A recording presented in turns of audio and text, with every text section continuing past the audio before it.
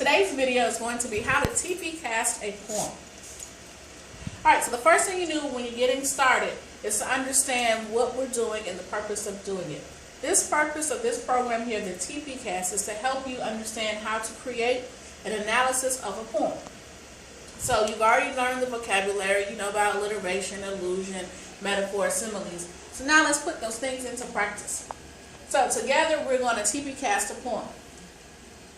So on a sheet of paper, take out a sheet of paper and write Tpcastt. Tpcastt. This is an acronym. And so we're actually going to go through line by line and figure out what each letter means. So take out a sheet of paper and write Tpcastt on your paper. So the first T is for title. So when you get a poem, the first thing you need to do is read the title of the poem and figure out what can you learn about that particular poem.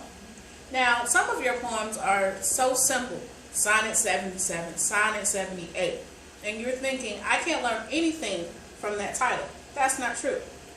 First, you know it's a sonnet. So you know it's going to have 14 lines. You know it has a definite rhyme scheme. And if it's numbered, you know that it's a part of a sonnet sequence. It lets you know that it's going to have a theme that is related to all the other poems or sonnets that you've read for that particular author with that same number sequencing.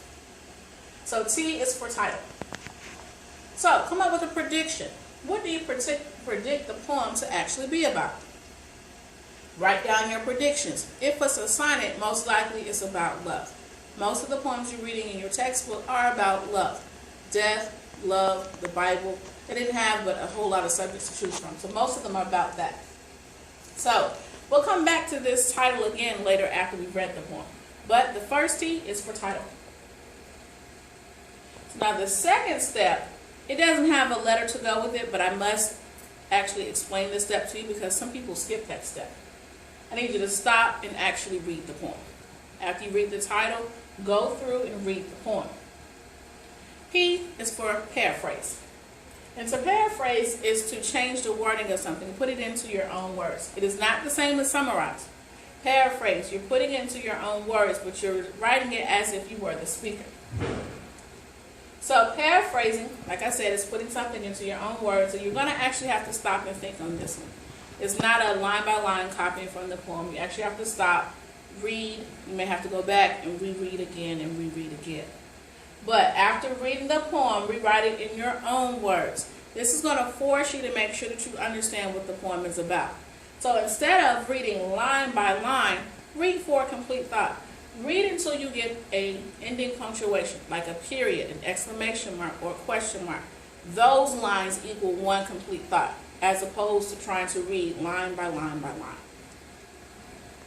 So, depending on the author, depending on how the poem is designed, it could be a few sentences, it could be an entire page, depending on the length of the poem and how the sentences are broken up. C is for connotation.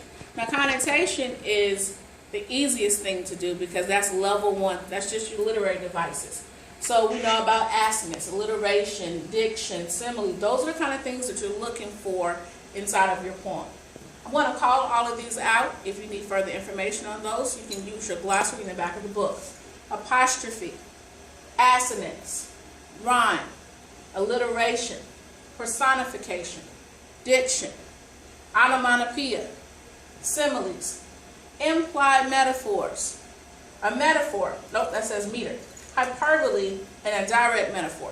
There's a difference between an implied metaphor and a direct metaphor. Direct metaphor is when you come out X equals Y, okay? The boy equals God.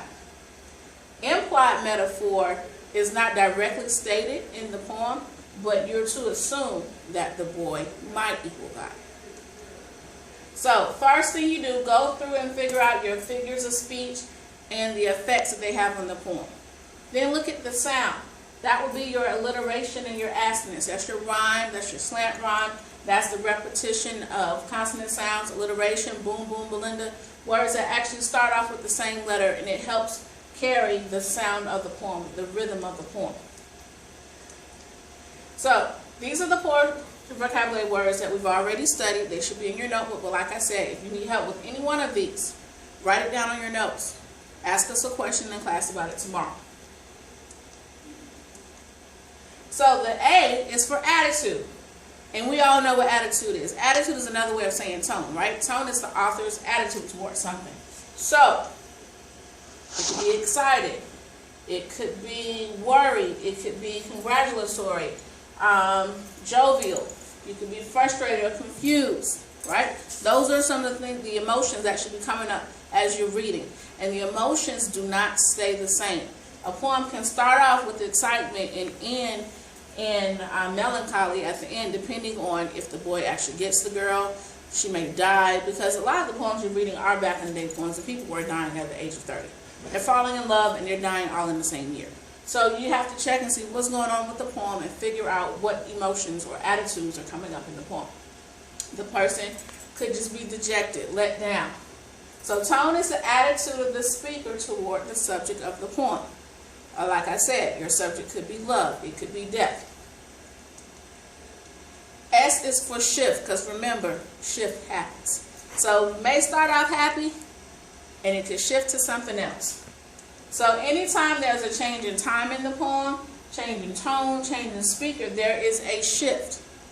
And so this should always be noted, and that has a profound effect on the meaning. So let's get back to that T again. T is for title again. So now that you've actually read the poem, you should reconsider the title again. Were you correct in your predictions? What other meanings might this title have now that you've actually read the poem? And the last one is a huge one. This is a biggie. The last T is for theme. So as you already know, theme is a general insight into life that's conveyed by the author throughout the work. So the author is saying something about love, something about death, something about happiness, something about money or nature. What is the message that the author is trying to get out? That is the theme. So it's not a judgment. We're not saying something simple like drugs are bad. But we are having a conversation about drugs. And so you're making a statement about drugs. So don't do drugs, that's not a theme. A theme is something that states a true statement. For example, love hurts. That is a theme. And that is something that can be agreed upon whether we're talking about love in 1517, 2017, 1977. There is an agreed upon statement that love hurts. So now, your question should be, how do I find the theme? Well, you got to stop. You may have to reread again. You may have to look back at your paraphrasing. You may have to look back at some of the literary devices you have. So look back at your other parts of Tpcastt. So all of these things are working together. They're little steps adding up to what? That's what we're trying to figure out. That's the message or the theme that the author is trying to get out. What is this poet saying about life? Is he saying if you're not with the one you love, then life is not worth living? That would be a theme. And that is it. That's how you find a Tpcastt.